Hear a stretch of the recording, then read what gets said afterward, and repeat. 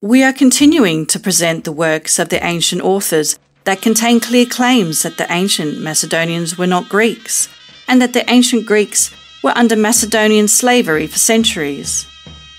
In the first part about the ancient historian Arrian, we presented his testimony about the battle at Issus between the Macedonian and the Persian army.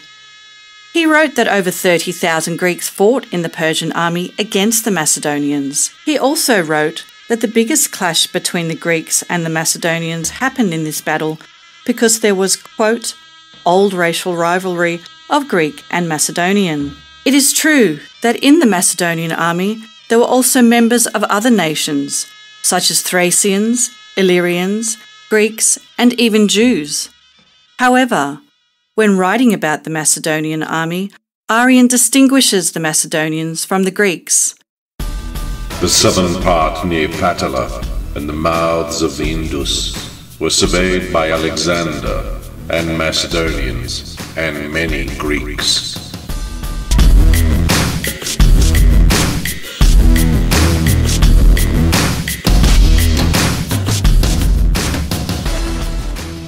This claim does not require any further comments. Here too, we see the clear distinction between the Macedonians and the Greeks. Another distinction between the Macedonians and the Greeks can be seen when Arrian mentions the list of commanders of the ships, triremes, that Alexander's army used to travel through the rivers.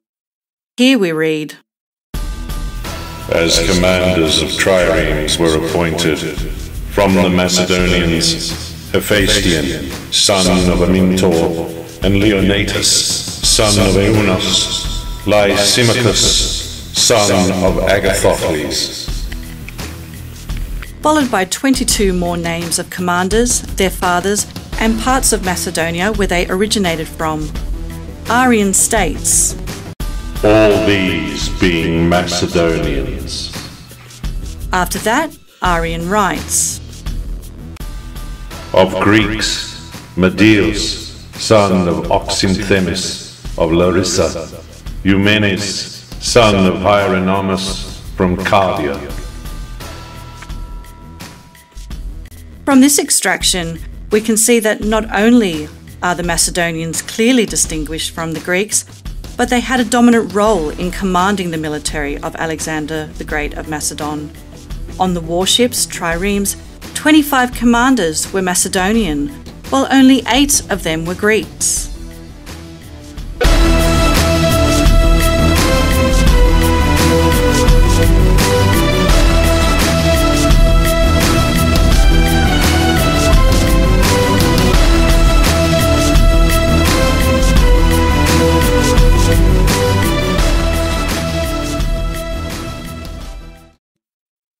After entering Asia, Alexander oriented himself into conquering the coastal cities of the Aegean Sea, present-day Turkey.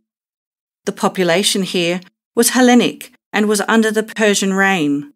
Still, instead of being happy for being freed, these cities put up a huge resistance against the Macedonians.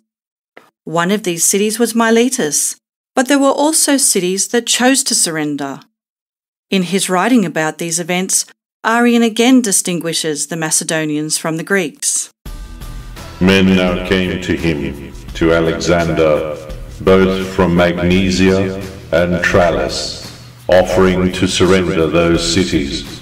And to them he sent Parmenio, giving him 2,500 infantry from the Grecian auxiliaries, an equal number of Macedonians, and about 200 of the cavalry companions. In the same book, the Anabasis of Alexander, we read about a conversation between Alexander the Great and his general Parmenio, who was also a Macedonian. Before the raid on the coastal city of Miletus, when the Persian fleet was still mighty and overpowering, Parmenio advised Alexander to let the Greek mercenaries and allies in the Macedonian armies with their ships, so they could campaign against the mighty Persian fleet. And if they win, it would be good for Macedonians, but if they lose, nothing would be lost. The Greeks would have died, and the Macedonians would have been spared.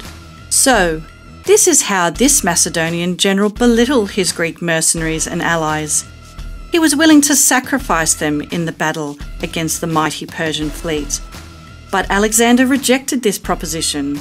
Arrian writes, However, Alexander replied that Parmenio was mistaken in his judgment.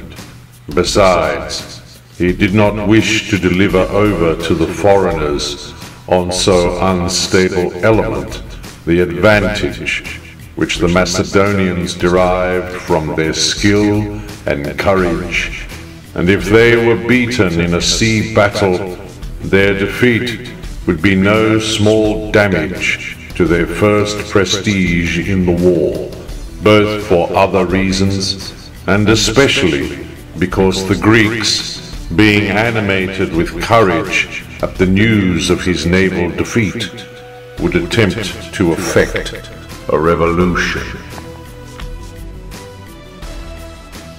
We can clearly see from Alexander's response, even though he rejected Parmenio's proposition, that he treated the Greeks as foreigners and as an unstable element in his army.